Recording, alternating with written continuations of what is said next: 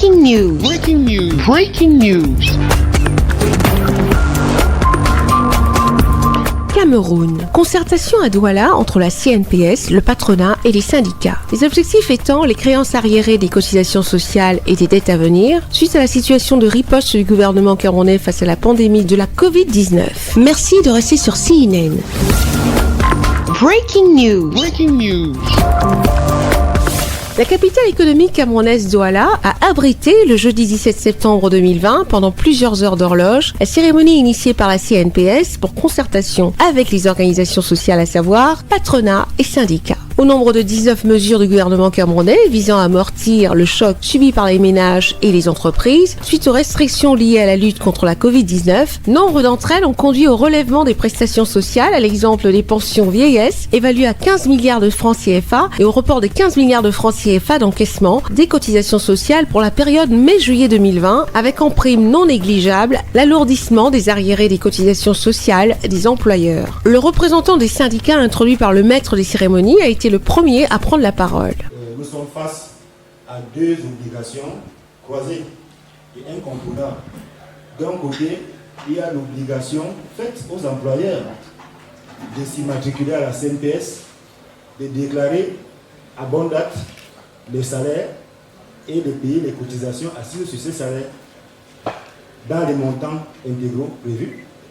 Et de l'autre côté, il y a la CNPS qui est également contrainte de recouvrer les cotisations sociales en question. Parce que les textes de la CNPS font des cotisations sociales la première ressource financière, sans laquelle la mission qui lui est confiée ne peut pas être bien menée.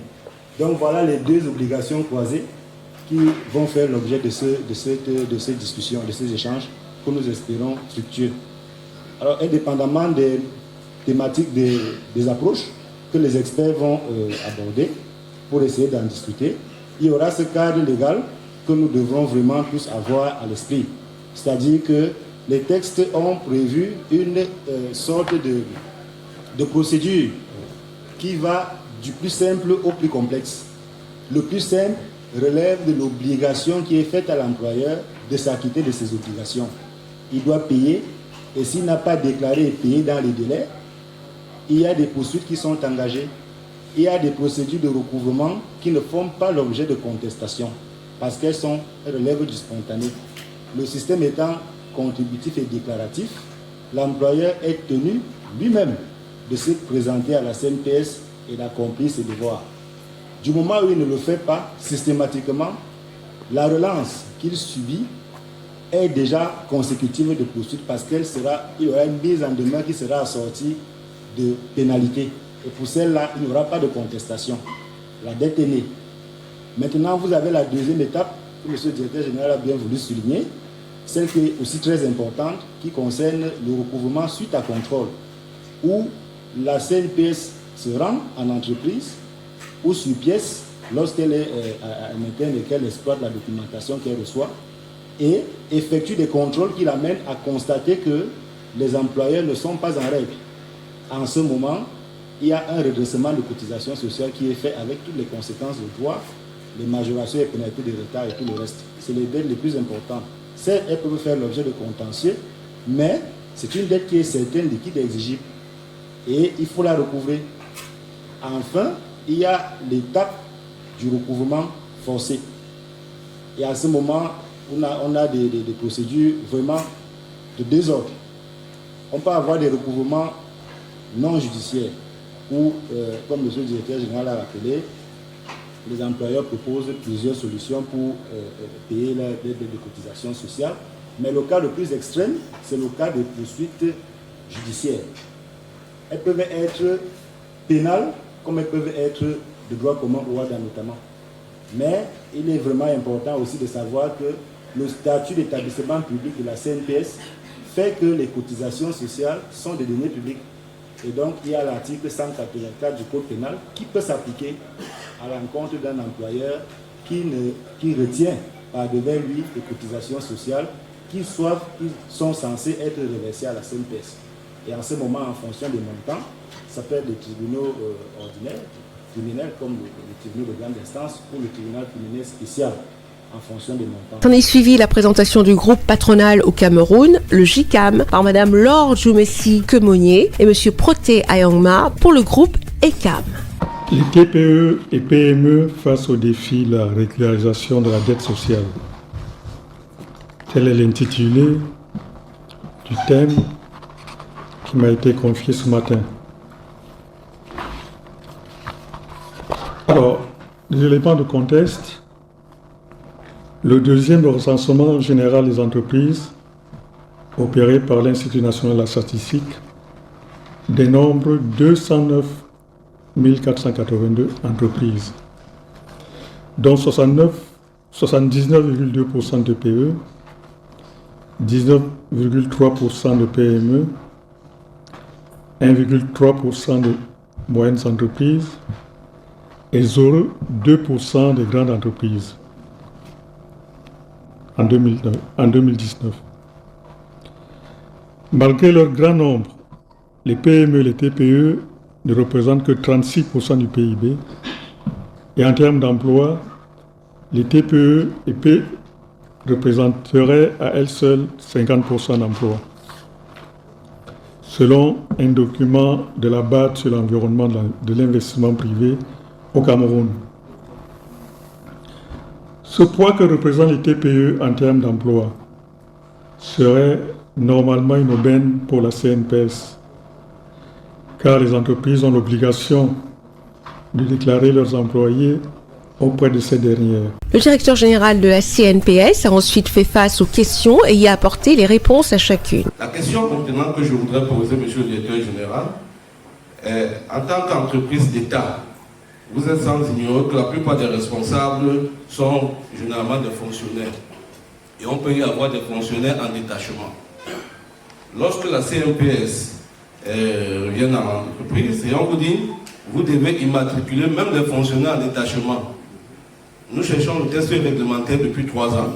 Nous n'avons pas ce test réglementaire, alors que nous savons que le décret de 74 nous parle de non-cumul de pension. Et on vous dit qu'il y a une lettre du directeur général de la CNPS qui stipule que les fonctionnaires en détachement, les directeurs généraux même en détachement, que des nommés fonctionnaires doivent être immatriculés à la CNPS. Prière de demander à vos collaborateurs, d'inscrire vos collaborateurs, de mettre ce test réglementaire à notre disposition. Merci. Ma question, en fait, ma remarque rejoint la première remarque du monsieur. Nous avons un véritable problème de continuité du service. Alors, en 2017, dans ce mois connu des difficultés financières, nous avons payé des cotisations, mais en retard. On a eu un regressement et on a payé 20 millions en plus, en espérant que ce montant sera compensé. Nous avons encore payé 14 millions. Nous avons eu plusieurs séances de travail. Moi-même, j'ai eu plusieurs séances, dont je totalise aujourd'hui 5 séances de travail, avec des responsables de la CNPS. Aujourd'hui, j'ai une séance de travail avec un tel. Demain, une autre séance de travail. On a l'impression que le compte n'est toujours pas nettoyé. Ils nous disent allez à la comptabilité, on arrive à la comptabilité nous dit que non, c'est le juridique qui doit nous donner, qui doit nous demander de nettoyer. Et donc la dette cumule et les intérêts également. Jusqu'à présent, on n'a pas de réponse et notre compte, et nous devons toujours de l'argent à la CNPS. Donc nous aimerons être écoutés et y assister. Donc c'est... Je commence par ce dernier point qui semble problématique.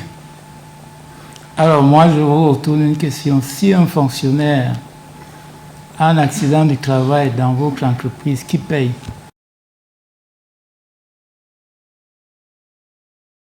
Ah, vous ne savez pas? Ou il faut un texte pour ça? C'est la CNPS qui paye. Alors, est-ce qu'on va payer un accident du travail ou les allocations familiales si vous n'êtes pas immatriculé? La seule exemption, c'est le régime pension vieillesse, parce que les pensions vieillesse sont assurées par l'État. Mais les prestations familiales, les accidents du travail, les risques professionnels, c'est la CNPS. Vous avez compris?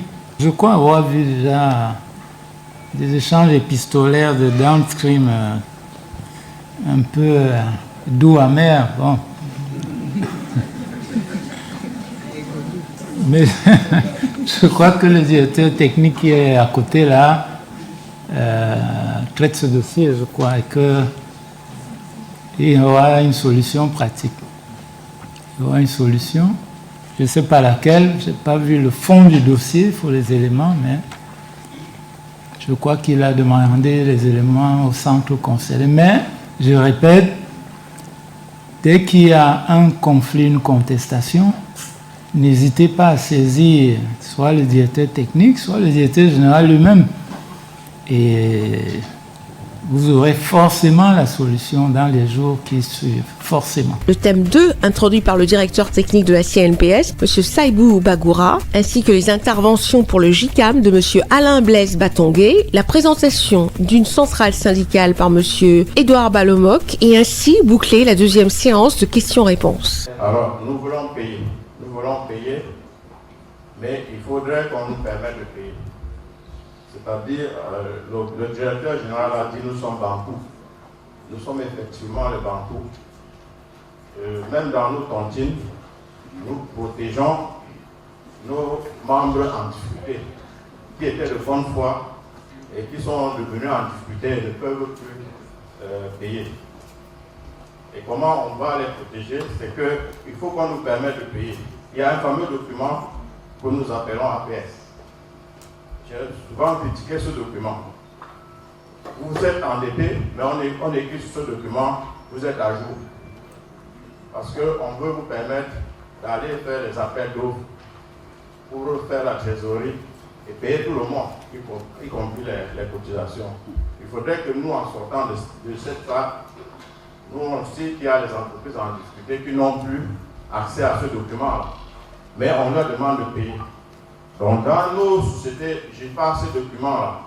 Je me demande comment je peux faire l'appel d'offres sans ce document-là. On a des dettes, on connaît les raisons des dettes. On connaît les raisons des difficultés. Donc il faudrait qu'en sortant dans cette salle, on nous dise comment ces entreprises vont fonctionner pour payer leurs dettes avec ce fameux document que j'appelle APS. Je suis très heureux ici, ce jour, de participer à cet atelier de formation. Je tiens à remercier la CNPS aujourd'hui pour cette opportunité qui nous offre. Et je tiens particulièrement à remercier Monsieur le Directeur Général pour l'innovation du site Internet. Parce qu'aujourd'hui, chez Movis Cameroun, à travers le site Internet, nous avons eu cette chance-là de former tout le personnel à la création du compte individuel. Ça veut dire que chaque salarié chez Movis Cameroun peut simuler sa retraite et peut connaître le montant de sa pension et son allocation si possible. Maintenant, ma contribution, c'est d'améliorer la visibilité de ce site. Améliorer la visibilité de ce site en insérant une plateforme pour des associations, en insérant une plateforme pour le syndicat des travailleurs, pour les associations des managers RH, pour l'association des fiscalistes, qui permettent d'avoir les données à temps réel, statistiques des employeurs qui sont soit de bonne ou de mauvaise foi. À travers les statistiques, on peut connaître que tel employeur est de bonne foi ou de mauvaise foi. On peut connaître, analyser même son risque fiscal, son risque en termes de paiement des cotisations sociales. C'est ça ma contribution, je vous remercie. Merci très très rapidement parce que ce sera certainement approfondi pendant les discussions. Je veux dire, l'APS, ça signifie que vous êtes en règle.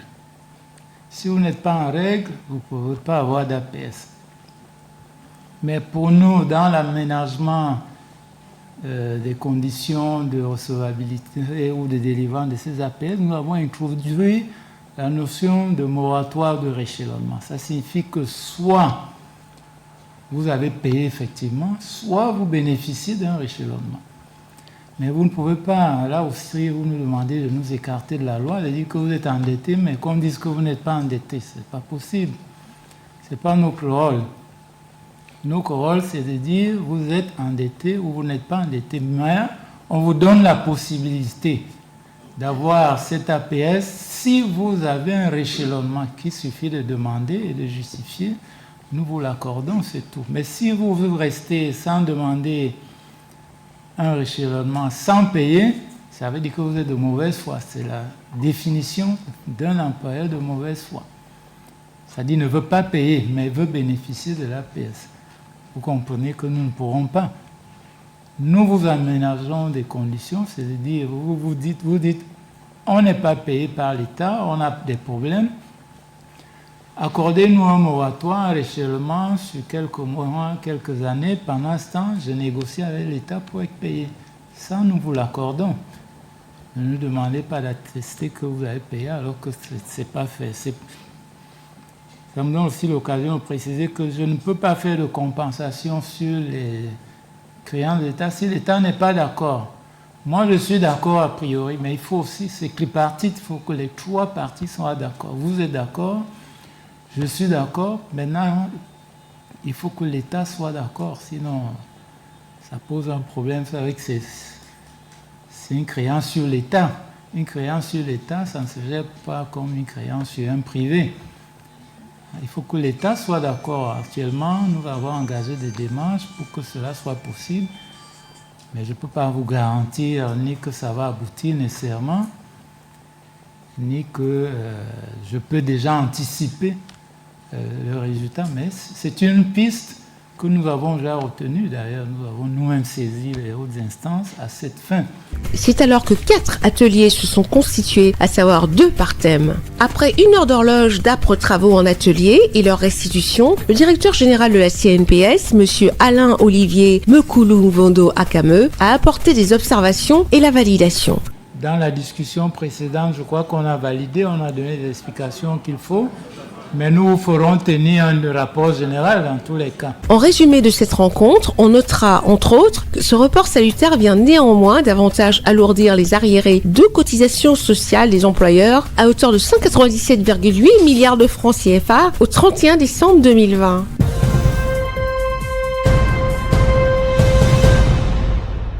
Abidjan Plateau, ce mercredi 16 septembre 2020, annoncé pour 15h, tout a commencé à l'heure. Étaient présents les membres du patronat de Côte d'Ivoire, la Confédération Générale des Entreprises de Côte d'Ivoire, la CGECI. Tous présents à cette première rencontre avec le Premier ministre de Côte d'Ivoire, son Excellence Ahmed Bakayoko, qui après avoir écouté les jeunes les 14 septembre dernier à Treichville, a tenu à rencontrer les créateurs d'emplois et de richesses que sont les acteurs économiques du secteur privé afin de renforcer le partenariat entre le gouvernement et le secteur privé, moteur de la croissance économique de Côte d'Ivoire. C'est le ministre de l'économie, M. Adama Coulibaly, qui est le premier à prendre la parole. Monsieur le Premier ministre, chef de gouvernement, ministre de la Défense, Mesdames et Messieurs les membres du gouvernement, Monsieur le Président de la Confédération Générale des Entreprises de Côte d'Ivoire, Monsieur le Président de la Chambre de Commerce et d'Industrie de Côte d'Ivoire, Mesdames et Messieurs les membres de la délégation du patronat ivoirien, Mesdames et Messieurs les directeurs de cabinet, Mesdames et Messieurs les conseillers spéciaux et techniques, honorables invités, Mesdames et Messieurs, c'est avec un réel plaisir que je prends la parole ce jour à l'occasion de cette première rencontre que Monsieur le Premier ministre a bien voulu avoir avec le secteur privé, représenté ici par le patronat et la Chambre de commerce et d'industrie, seulement un mois après sa prise de fonction en qualité de Premier ministre, chef de gouvernement, ministre de la Défense. Monsieur le Premier ministre, vous avez déjà le 23 mai dernier traduit votre grand intérêt pour les préoccupations des entreprises à travers une audience que vous avez accordée au secteur privé pour échanger sur les dossiers urgents aux premières heures de la crise sanitaire du coronavirus que nous vivons jusqu'à ce jour. En votre qualité de Premier ministre, mais surtout en tant que président du Conseil de concertation et en reconnaissance du rôle du secteur privé dans notre économie, vous soutenez toutes les initiatives visant à renforcer le dynamisme et la compétitivité de notre secteur privé, grand créateur de richesses et pourvoyeur d'emplois. Je tiens donc, au nom de la grande famille du cadre de concertation État-secteur privé, à vous exprimer nos remerciements. Les acteurs privés, par la voix du président de la Chambre de commerce de Côte d'Ivoire, a exposé à cette rencontre première du genre leurs préoccupations d'ordre économique à son Excellence Ahmed Bakayoko, Premier ministre, ministre de la Défense de Côte d'Ivoire. Il nous paraît primordial que les entrepreneurs locaux s'approprient les rênes de notre économie. C'est ainsi que des questions liées au financement des entreprises, notamment des PME, au renforcement de leurs capacités, à l'accès à la commande publique, mais également à leur capacité de s'exporter sur les marchés étrangers, et cela doit être définitivement résolu. Ensuite, le président de la CGECI, la Confédération Générale des Entrepreneurs de Côte d'Ivoire, qui a évoqué les points essentiels qui minent les entreprises de Côte d'Ivoire en cette année 2020. Malgré votre agenda que nous savons très chargé actuellement, nous réussirons, grâce à votre pragmatisme, à trouver des solutions idoines et pratiques au profit du monde économique. Car comme vous le savez, le monde économique n'attend pas. Il attend d'autant moins qu'il se trouve engagé dans une guerre inédite avec la crise de la Covid-19. À ce titre, en vous remerciant encore une fois, Monsieur le Premier ministre, de nous avoir conviés à cette rencontre, qui pourrait être vue comme une rencontre de prise de contact, nous nous permettons néanmoins de vous soumettre quelques préoccupations regroupées en 3 chapitres. Premièrement, au titre des mesures liées à la Covid-19, nous avions par courrier en date du 3 juillet 2020 demandé au gouvernement la reconduction d'un certain nombre de mesures, notamment celles portant sur la suspension des contrôles fiscaux, douaniers et en matière sociale. Aujourd'hui, bien au contraire, ce dossier n'ayant pu être traité, nos entreprises, la quasi-totalité de nos entreprises sont sous le coup d'avis de contrôles fiscaux, de contrôles sociaux de toute nature. Nous avions également demandé que la mesure d'exonération des droits et taxes de porte sur les équipements de santé, matériels et autres intrants sanitaires soit prorogée, car les entreprises intervenant dans la fabrication des produits sanitaires de lutte contre la Covid-19 n'en ont pas suffisamment bénéficié. Nous avions enfin souhaité que pour certaines mesures encore inopérantes, les textes d'application soient pris. C'est le cas de la mesure d'annulation des pénalités de retard à la charge des titulaires des marchés publics de l'État. Monsieur le Premier ministre, notre demande est motivée par le fait que les mesures liées à la Covid-19 n'ont pas été d'opérationnalité immédiate. Et certains secteurs qui se relèvent à peine des mesures de restriction sanitaire n'ont toujours pas de visibilité sur la reprise effective de leurs activités. Toutes ces questions et doléances du patronat ivoirien prises en compte par le Premier ministre qui dit s'inscrit dans la continuité gouvernementale, n'ont sans s'être réjoui de la qualité du dialogue franc entre le secteur privé et l'État. Je suis heureux de recevoir le secteur privé cet après-midi à la primature. Je voudrais vous remercier et saluer votre présence distinguée qui marque votre engagement aux côtés du gouvernement pour le développement économique de notre pays. Cette rencontre, et vous l'avez rappelé, est la première que je préside avec le secteur privé en tant que Premier ministre. Je voudrais, à cet effet, exprimer toute ma gratitude aux chefs d'entreprise et autres acteurs du secteur privé pour leurs nombreux messages de félicitations qu'ils ont bien voulu m'adresser à la suite de ma nomination. J'entends renforcer la dynamique instaurée depuis 2011 en donnant à ce partenariat une dimension encore plus importante, surtout dans cette période charnière du développement socio-économique et politique de notre pays. Connaissant bien l'univers de l'entrepreneuriat privé pour avoir été chef d'entreprise du secteur privé ivoirien, le Premier ministre est un averti des difficultés de ce secteur privé, moteur de l'économie.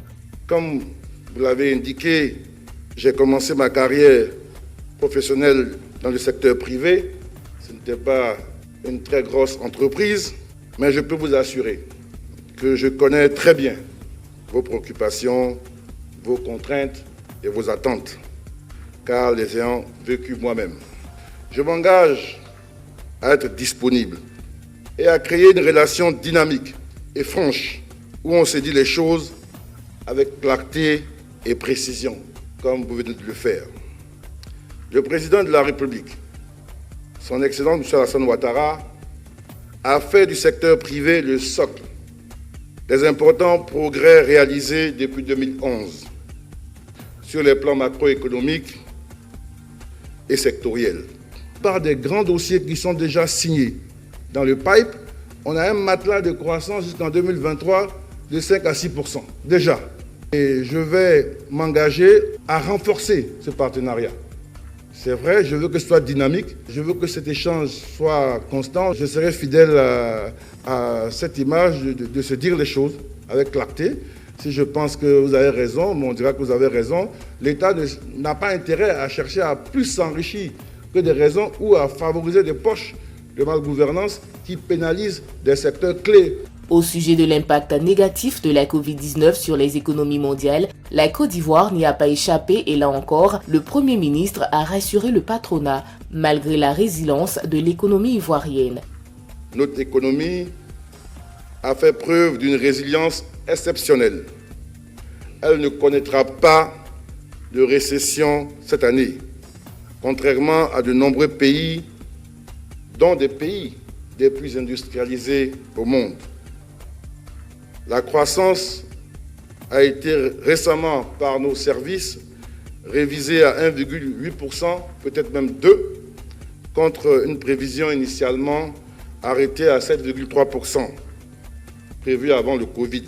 Malgré les prévisions du gouvernement de l'ordre de 7,3% pour l'année 2020, revues à la baisse drastiquement à 1,8%, les acteurs du secteur privé, le patronat ivoirien s'est réjoui de cette rencontre avec le Premier ministre en lui remettant un livre blanc. Les acteurs du secteur privé ont exprimé leur satisfaction à cette première rencontre avec le Premier ministre Ahmed Bakayoko au micro de la presse nationale et internationale. C'est un honneur pour nous d'être reçus à la primature en tant que secteur privé, pour parler de l'apport du Premier ministre et du gouvernement dans cette relance post-Covid. Il faut dire que la Côte d'Ivoire a été beaucoup touchée par tout ce qui s'est passé.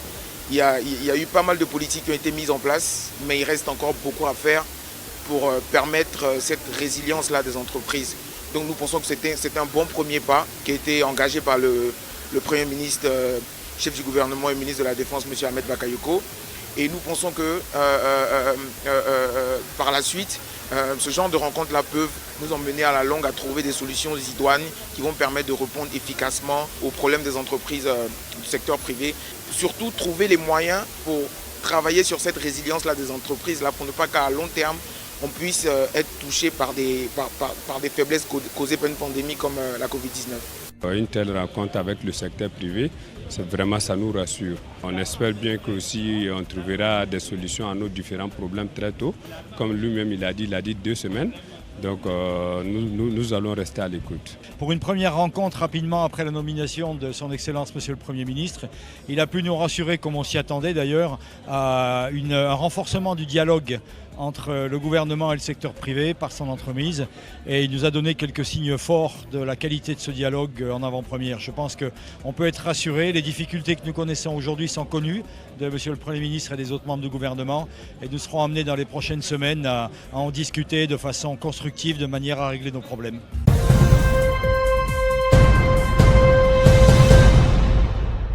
Les voici, les lauréats du concours national du meilleur projet organisé dans le cadre de la semaine de l'innovation numérique. Ils ont reçu des distinctions des mains du ministre des Postes et Télécommunications, ici au Palais des Sports de Yaoundé au Cameroun. Placée sous le haut patronage du président de la République, cette dernière brochette vise à encourager la créativité camerounaise et locale. Près de 272 jeunes au départ, seuls 15 projets ont retenu l'attention du jury. Cette deuxième édition a été un succès parce que déjà cette édition est encore placée sous le haut parrainage du chef de l'État.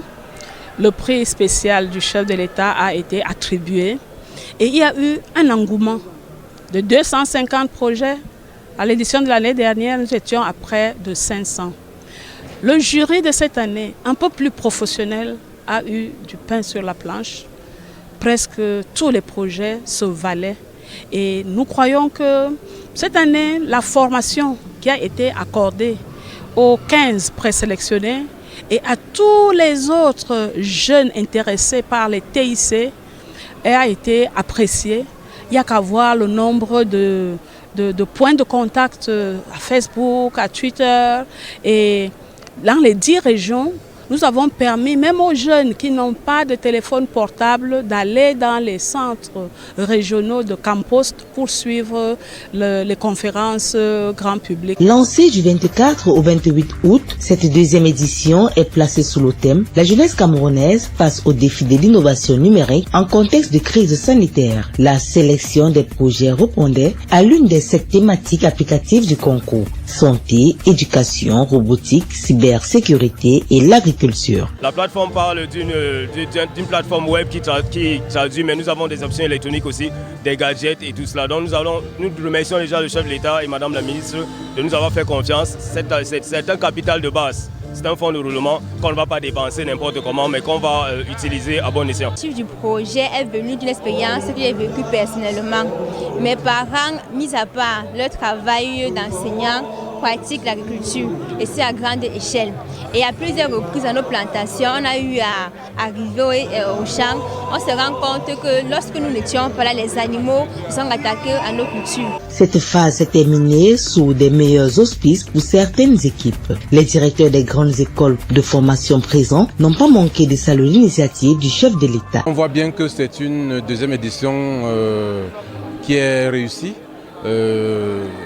Madame le ministre a dit que l'année dernière, on avait à peu près 200 projets. Cette année, on a eu 500 projets présentés. Cela veut dire que l'engouement des jeunes est grandissant.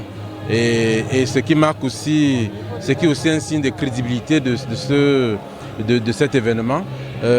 J'ai également apprécié l'élargissement du nombre de prix, du nombre de cadeaux offerts par le ministre. C'était prévu 3 ou 4 prix et elle a élargi à 15 prix. Donc ce qui va galvaniser davantage ces jeunes à travailler, à aller plus loin et aussi à faire plus d'efforts pour être concret. J'ai aussi beaucoup apprécié le discours de remerciement du représentant des lauréats qui ont proposé un conseil devant du digital. Ce qui est effectivement bien parce que cela peut permettre que les jeunes trouvent un cadre qui leur permet à temps réel, à tout moment, de pouvoir se faire accompagner pour des idées innovantes. À travers cette compétition, la relation entre les jeunes porteurs de projets numériques semble étroitement liée avec les membres du gouvernement qui multiplient des initiatives pour de grandes perspectives l'année prochaine.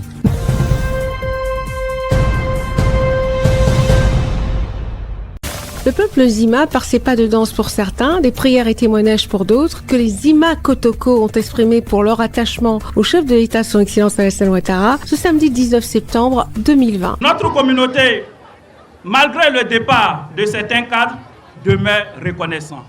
Oui, notre communauté demeure reconnaissante. Femmes, jeunes et vieillards, venus de toutes les contrées où résident les communautés Zima pour saluer les actions de développement de son Excellence Alassane Ouattara, chef de l'État, au nombre desquelles la construction d'un lycée à l'ouverture de l'embouchure, l'autoroute et bien d'autres. Le ministre François-Albert Amicha, fils de la région, a, au nom du peuple Zima, traduit toute sa reconnaissance. Nous avons travaillé sous différents présidents. Nous avons travaillé sous différents premiers ministres. Nous savons faire la différence. Nous avons vu le pays avancer, progresser. Nous vous disons, celui qui peut continuer l'œuvre de Félix Houphouët-Boigny, c'est Alassane Ouattara.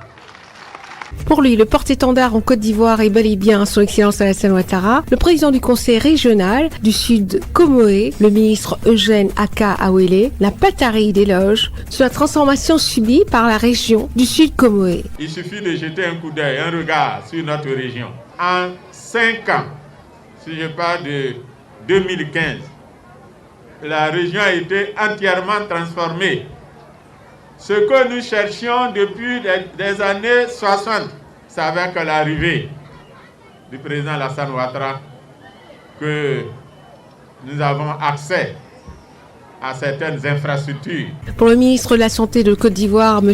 Eugène Aka Awele, il est impératif de préserver la paix et la cohésion sociale en cette période électorale. Le ministre Kobenan Kwasi Adjoumani, invité spécial à cette cérémonie hommage, a lui aussi prôné les valeurs de la paix, gage de stabilité, et a invité les acteurs politiques à faire preuve de réalisme. Nous allons à des élections.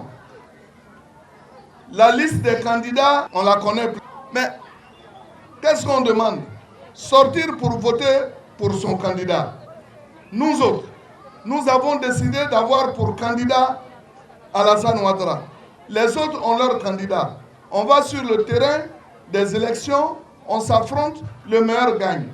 Mais aujourd'hui, parce que notre candidat que vous avez décidé d'honorer aujourd'hui est redoutable, parce qu'on sait très bien que c'est un travailleur, que sur la base des travaux qu'il a fait, alors on ne veut pas qu'il soit candidat. Une action de haute portée sociale a été réalisée à l'endroit des enfants scolarisés des villages Zima. 6000 kits scolaires ont été offerts par M.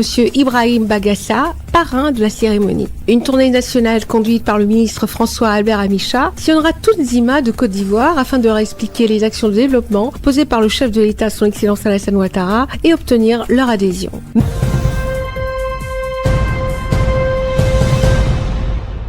Ce samedi 19 septembre 2020, sans repos ni repos, le Premier ministre, son Excellence Ahmed Bakayoko, est allé communier avec la jeunesse de Yopougon, vêtu d'une casquette et d'une chemise à manches courtes, comme pour dire aux jeunes, le RHDP est avec vous. La place Figayo est en effervescence et le Premier ministre prend de court toute cette population jeune venue l'écouter. Quand on les soulève, quand on te soulève, tu crois que tu mesures 2 mètres.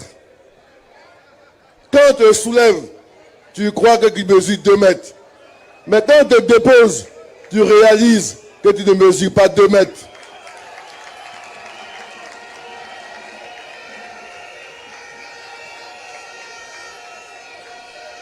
Je répète, quand on te soulève, quand le président Ado te soulève, il te montre à la face du monde, il te montre à la face du pays. Il ne faut pas confondre. Tu peux croire que tu mesures 2 mètres alors que tu ne mesures pas 2 mètres. Et quand il te fait descendre, les Blancs appellent ça, tu as le tournis, tu as le vertige. Et quand tu as le vertige, tu bavardes au hasard. Mais nous, on est là. On est à Abidjan, on est sur terrain. Voilà. On est à Abidjan. On est en Côte d'Ivoire, on est sur le terrain, on est concret. Oui, il faut venir sur le terrain. C'est le terrain de la politique, de la mobilisation, des actes concrets qui parlent. Soyez sereins, soyez sereins, soyez sereins. Les gens vont bavarder jusqu'à... Ils vont bavarder, mais nous on sera là. Le 31 octobre va se passer tranquille. Et puis après, on sera encore là. Ils vont changer de bouche, mais on sera encore là. Donc, chers jeunes, merci. Merci. Je vous demande de me faire confiance. Je vais travailler pour vous. Je vais travailler pour que les jeunes aient un réel avenir. Avec des programmes concrets, des projets concrets pour vous, au nom du président Alassane Ouattara. Cet acte comme pour dire à la jeunesse de Côte d'Ivoire que le président Alassane Ouattara tient à leur assurer un avenir meilleur. Ça va? Comment tu t'appelles? Fatim. Fatim, où tu habites? À Sikoji. À Sikoji. Bon. Tu fais quoi dans la vie? Je vends banane douce. Tu vends banane douce. Vous savez, depuis que je suis assis, Dieu me fait la regarder. Depuis que je suis assis, je la vois, elle applaudit. Je me suis dit, je ne peux pas aider en même temps tout le monde. Mais si Dieu fait que je la regarde là, c'est que Dieu a envie que je l'aide. Donc Fatim, ton grand frère, je vais te donner 5 millions de francs CFA pour ton commerce.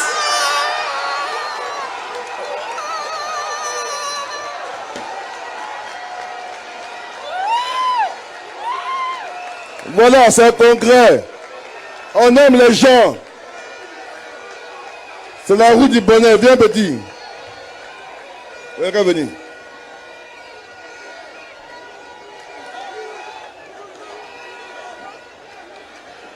Donc, vous savez, c'est pour vous dire que dans la vie, chacun aura sa part. Chacun aura sa chance. Et nous voulons partager ces opportunités et ce bonheur avec vous, sans distinction. Jeune homme, ça va? Comment tu t'appelles? Vamé. Bon, Vamé, tu fais quoi dans la vie? Tu es un commerçant aussi. Bon.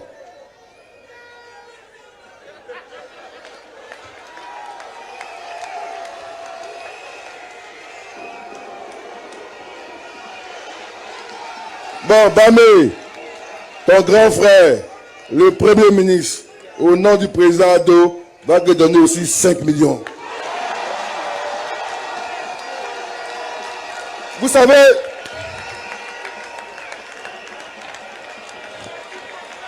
il faut que l'argent soit au rendez-vous du travail et de l'effort. Aujourd'hui, c'est ces deux jeunes gens, doucement. Aujourd'hui, c'est ces jeunes gens. Mais je vous promets que demain, après-demain, cette route du bonheur, cette roue de la solidarité va venir devant votre porte. Que Dieu bénisse la Côte d'Ivoire. Que Dieu vous bénisse. Que Dieu vous bénisse. Vive la Côte d'Ivoire du président Ado. C'est une Côte d'Ivoire de progrès. Une Côte d'Ivoire où chacun aura une chance pour un avenir. Je vous remercie. C'était une ambiance comme la jeunesse de Côte d'Ivoire en raffole, de vivre ces moments de proximité avec leurs élus, leurs gouvernants dans la joie, et cela, le Premier ministre Ahmed Bakayoko sait faire et a une fois de plus répondu à cette invitation d'un autre jeune, l'honorable Alpha Yaya Touré, malgré son emploi de temps chargé.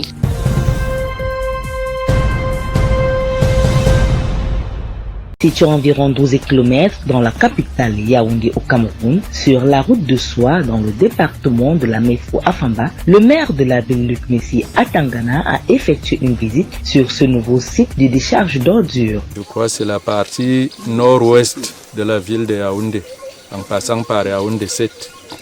Sur ce site, la communauté urbaine a acquis ce site pour y créer une nouvelle décharge. Le titre foncier a déjà été obtenu et il était normal qu'aujourd'hui que je vienne visiter avec mes équipes ce site pour voir donc comment commencer à l'aménager. La décharge d'Onkolfoulou devant arriver à saturation totale au plus tard en 2023. Donc après l'étape de visite de ce site dont nous avons déjà une idée précise, nous allons continuer dans l'arrondissement de Yaoundé 7 pour visiter les bretelles routières internes de cette commune qui méritent un reprofilage. Au cours de sa descente, le premier magistrat de la ville a aussi visité les voies de contournement pour libérer l'axe principal à des heures de pointe. Les autorités municipales qui sont avec nous ce matin vont nous permettre d'identifier ces différentes voies en terre de la commune de Yaoundé 7, de telle manière que lorsque les équipes techniques de la communauté urbaine de Yaoundé ou alors de la ville de Yaoundé devront intervenir, on saura effectivement que tel jour c'est pour telle piste, tel jour c'est pour tel axe, et ainsi de suite. Un élan de générosité qui est la bienvenue pour la population de Yaoundé 7. Un acte qui ne passe pas inaperçu devant le maire de cette commune d'arrondissement. Je tiens d'abord à remercier monsieur le maire de la ville pour cet élan de générosité en faveur des populations de l'arrondissement de Yaoundé 7. Ce coup de pouce nous permettra à coup sûr, à l'aube des rentrées scolaires, de désengorger certaines bretelles qui nous étaient difficiles à réaliser. Je dirais également à M. le maire, nous lui avons souhaité la bienvenue dans notre arrondissement. Nous lui demandons de continuer dans cette même élan pour permettre à notre département, à notre arrondissement en particulier du Yaoundé 7, de sortir de cette difficulté en matière routière. Merci une fois de plus et merci à M. le maire. Le choix du site a été effectué en tenant compte de plusieurs facteurs, notamment l'éloignement du site des populations et surtout les propriétés mécaniques du sol avantageux à l'implantation d'une décharge pour ordures ménagères.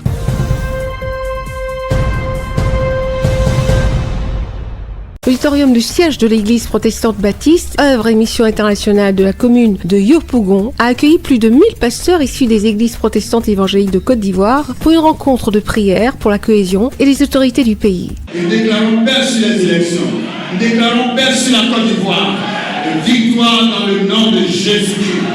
Une rencontre placée sous l'autorité spirituelle du révérend Robert Dion Yayi, il exhorte les Ivoiriens à contribuer davantage à la cohésion sociale en Côte d'Ivoire. C'est la première fois que le corps protestant évangélique reçoit un premier ministre. Prier pour une autorité, prier pour un roi, prier pour un président, ça c'est assurer la paix. Si personne ne prie, comment nous pourrions avoir la paix? Le chef de gouvernement, son Excellence Ahmed Bakayoko, apprécie l'initiative et s'engage à soutenir l'Église évangélique dans ses efforts pour la paix et la cohésion sociale. Ma venue ici, c'est pour vous apporter mon respect, ma considération, celle du gouvernement, et indiquer que nous allons ouvrir un nouveau chapitre dans notre relation qui va prendre en compte l'essentiel de vos préoccupations. C'est dans la paix, dans l'unité, comme vous l'avez dit, vous l'avez récité dans la Bible, qu'on peut avoir un environnement paisible et tranquille. Nous tous, on va passer et on passe. Mais ce qui reste, c'est cette terre-là dont le pasteur Dion a parlé. Ce pays qui ne nous appartient pas, qui appartient à nos devanciers et qui appartient aux générations qui arrivent. Plus que tout, nous devons préserver notre terre. Et moi, je crois en la force de votre prière. Le chef de gouvernement, son Excellence Ahmed Bakayoko, a visité les locaux de l'église protestante baptiste, œuvre et mission internationale.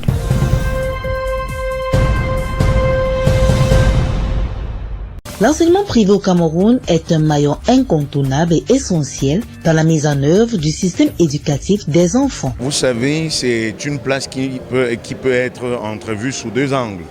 La première, en termes d'offres de formation.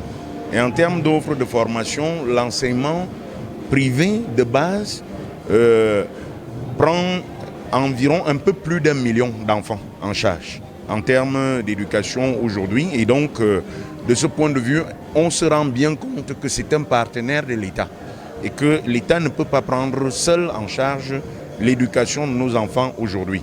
Il faut maintenant tout simplement que cette éducation de base qui est faite par l'enseignement privé prenne en charge les attentes qui sont celles de l'État en termes de formation du modèle dont la société a besoin. Des atouts saisis par les membres du gouvernement et ceux de la Commission nationale de l'enseignement privé de base pour donner une nouvelle vision à l'enseignement privé et opter pour une refondation qui engage tous les secteurs d'activité. Des thématiques à développer au cours des échanges de cette 15e Commission nationale de l'enseignement privé de base. La cérémonie de lancement des travaux de la dite commission s'est tenue ce mardi 15 septembre à la salle des actes de l'hôtel de ville de Yaoundé. Les raisons du choix du thème « Contractualisation de l'enseignement privé de base pour une efficacité accrue, modalité, opérationnalité, mesurabilité » se trouvent dans les propos du chef du Minedu. En dehors des problèmes classiques qu'il y a toujours eu, ils vont analyser et ils vont faire des propositions au gouvernement. Le gouvernement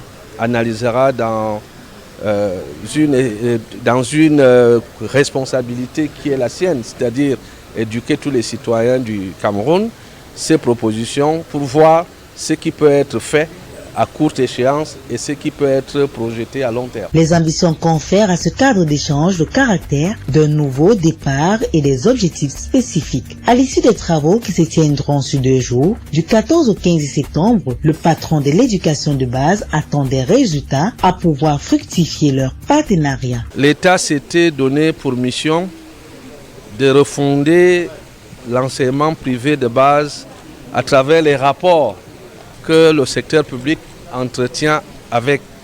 Et cette commission est particulière parce qu'il s'agit, comme à l'accoutumée, non seulement de faire le point de cet ordre d'enseignement qui est un véritable partenaire de l'État, un partenaire de poids, vous le savez, mais également de voir dans ce contexte actuel quels sont les problèmes et comment est-ce que l'État va gérer désormais ses rapports avec l'enseignement privé de base. Il s'agit donc aujourd'hui de trouver une modalité de contractualisation de tous ces aspects pour que non seulement les jeunes Camerounais qui vont étudier dans cet ordre d'éducation soient aussi bien encadrés que ce que le secteur public fait pour lui-même, mais aussi pour normaliser dans ce contexte également les rapports que les services publics entretiennent avec le secteur éducatif privé de base. Voilà globalement l'enjeu de cette commission qui se tient aujourd'hui. Cette 15e session de la Commission nationale de l'enseignement privé de base se situe dans le prolongement de l'ensemble du matériau dans le but de renforcer l'adhésion des partenaires de l'État à l'option de la contractualisation. Merci d'être sur CNN, la télévision autrement. Les programmes se poursuivent. Retrouvez en ligne toute l'info en continu sur CWeb Info, 100% info non-stop.